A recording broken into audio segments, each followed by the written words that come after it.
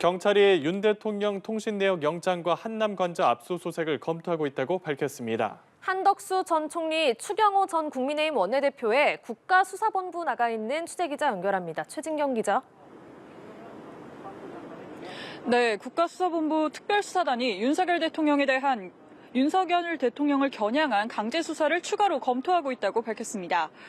국수본 관계자는 조금 전 브리핑에서 서울 용산구 한남동 대통령 관저를 압수수색하는 방안에 대해 검토 단계라고 말했습니다. 또 윤 대통령 통신 내역 압수수색 영장을 발부받는 방안에 대해서도 검토하고 있다고 밝혔습니다. 경찰은 지난 11일 법원에서 영장을 발부받아 용산 대통령실에 대한 압수수색에 나섰으나 경호처의 저지로 일부 자료만 임의 제출 방식으로 넘겨받았습니다. 하지만 경찰이 그간 압수한 물품과 관련자 진술 등을 토대로 윤 대통령을 이번 내란의 우두머리로 판단한 만큼 강제 수사 시도는 이어질 걸로 보입니다. 국수본은 또 한덕수 국무총리와 국민의힘 추경호 원내대표에 대해서도 출석을 통보했으며 소환 날짜는 조율하고 있다고 밝혔습니다. 네, 오늘 오후 조지호 경찰청장과 김봉식 서울청장에 대한 구속영장 실질심사가 열리죠. 조 청장이 입장을 밝혔다고요.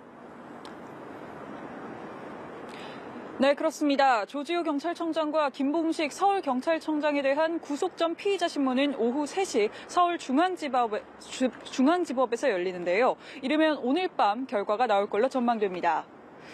경찰 순활부에 대한 수사의 속도를 높이고 있는 경찰은 조 청장이 비상계엄 당일 윤석열 대통령과 통화할 때 사용하던 비화폰을 압수수색을 통해 추가로 확보했다고 밝혔습니다.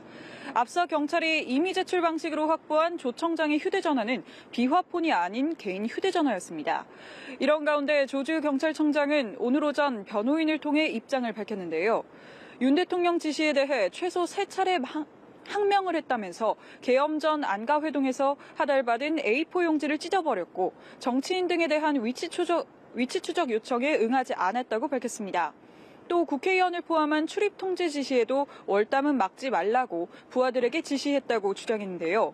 국회 통제가 이뤄졌던 밤 11시 37분쯤 이후 윤 대통령이 국회의원 체포를 지시하는 전화를 6차례 걸어왔지만 불법 지휘로 판단해 모두 거부했다고 주장했습니다. 국수본은 조 청장이 안가회동에서 윤석열 대통령으로부터 받은 계엄 문건을 찢었다고 진술한 부분은 증거 인멸 행위로 보고 있습니다. 지금까지 경찰청 국가수사본부 앞에서 연합뉴스TV 최진경입니다.